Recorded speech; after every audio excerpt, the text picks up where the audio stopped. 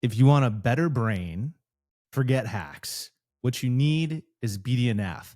This is the chemical that controls learning, memory, mood, creativity, and cognitive speed. And today, I'm going to show you exactly how I trigger it on purpose. Today, we're talking about something I think might be the closest thing we have to a natural, limitless drug for the brain. And it's something your brain already produces. It's called BDNF, Brain-Derived Neurotrophic Factor. Terrible name, incredible power. BDNF is like fertilizer for your neurons. When BDNF goes up, your brain learns faster, remembers better, handles stress smoother, repairs itself, and processes information more efficiently. And here's the part that matters, for you and me at least. You can control it. And that's what this episode is all about. I'm implementing BDNF boosting strategies in my daily life, both in my professional and personal life, not as a scientist and not as a guru, but as somebody who wants to be sharper in court, clearer in business, calmer under stress, and more mentally resilient overall. Let's break this down simply. BDNF is a molecule that helps your brain grow, adapt, and strengthen. Think of it like Miracle-Gro for neurons. When BDNF is high, neural pathways fire faster. You learn quicker, you adapt better, your mood stabilizes, your memory improves, creativity increases. When BDNF is low, everything feels harder. Thinking feels like wading through mud. There's research that shows that people with higher BDNF levels have better cognitive performance across the board. And studies on depression, low BDNF is almost always a part of the picture. So here's the question I asked. If this chemical is so powerful and I can increase it, what happens if I build and structure my day around it so I can naturally boost BDNF? Let's start with the heavy hitter, movement, exercise. Specifically, studies consistently show that exercise, especially aerobic exercise, triggers one of the strongest BDNF spikes we know of. But this is where the science gets exciting for real-world people like us. You don't need long workouts. Even 10 to 20 minutes works. And you don't need to go super hard. Moderate intensity is enough.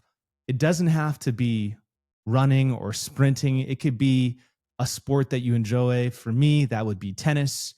It could be swimming, jumping rope, walking or speed walking, cycling, and hitting the treadmill. When I started messing around with this and testing it for real, I noticed something pretty interesting.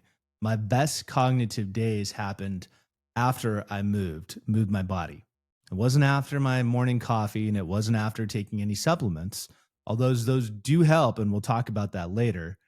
But it was something that I did, turning exercise into a cognitive tool rather than a task or some sort of weight loss activity. I'm running 3 different BDNF protocols to see which one gives me the best cognitive return on investment. The first is a short, sharp morning exercise, nothing crazy, and my goal isn't fitness. It's BDNF, to increase BDNF. So it's 10 to 15 minutes on the treadmill, at least for me, just speed walking and doing intervals where I increase my heart rate. And on the mornings I do this, my brain feels different the rest of the day. It feels sharper, feels more awake, and I feel more fluid. Then there's the midday reset. Instead of a coffee at 2 p.m., I do 10 to 15 minutes of movement. Now, think just taking a brisk walk outside, lifting a few weights in your office, whatever the case may be. For me, it's taking a quick walk around the block, doing a couple weights in my office, just getting the blood moving, maybe doing some squats. Ideally, you can hit the gym maybe for 30 to 40 minutes, get a 15-minute walk in, and 20 minutes worth of weights. That would be perfect. Now, this second half of my day feels like a fresh start, not a slow fade. I used to go get coffee. Now I go for movement. This third part is my favorite experiment, perhaps. It's before a deposition, a court appearance, or whenever I have to do some heavy thinking or writing where I need to focus, I trigger a BDNF spike on purpose. So it's not a workout, it's a primer. It's 10 to 15 minutes of movement to get that immediate cognitive boost. Now, this one I'm still testing, but the early results for me, I feel so much better, so much sharper. Another BDNF driver people don't talk about enough is sunlight. There's enough research out there showing that light exposure, especially morning sunlight, correlates with higher BDNF and a better mood. When I started doing this, something interesting did happen. I didn't feel just more awake. I felt more mentally present, if that makes sense. Now, all I do is step outside for a couple minutes with my coffee in the morning. Sometimes it could be a little overcast, but I think it still applies.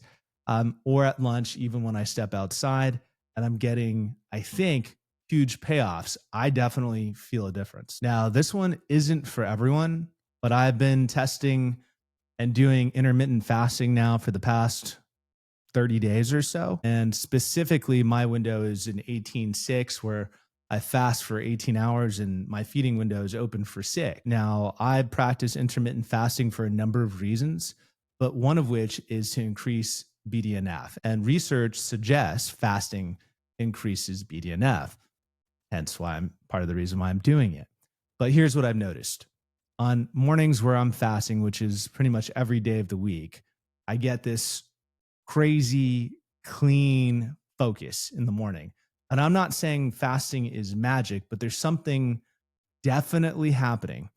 My brain feels clear, it feels sharp, doesn't feel bogged down. And I'll keep testing and sharing my results with respect to intermittent fasting. So far, I'm having great success, and I can create a whole nother video about intermittent fasting and the benefits of it and a part of the reason why I'm doing it. But as far as the effect on my cognitive abilities, I have noticed for me a very clear and positive effect. BDNF thrives on good sleep. Sleep deprivation tanks BDNF. So for me, this means structuring what time I go to sleep, what time I wake up, and making sure that I am in a good rhythm for my sleep. This is perhaps the most difficult thing for me. I go to bed late and I wake up early. I know I could do better. And so I'm going to figure out certain ways and certain strategies that I can work on. Now, sleep is one of those areas in my life that is very difficult. When I finally do lay down to go to sleep, I'm out. But it's setting up a clear time to go to bed and wake up. I tend to go to bed on the later side, doing work, and then waking up early. Not getting enough sleep is bad for a lot of reasons, but it'll especially tank, like I said, BDNF. So this is one of those areas where I can improve. And I'm trying to look towards certain protocols that I can put into place that will help me get better at it.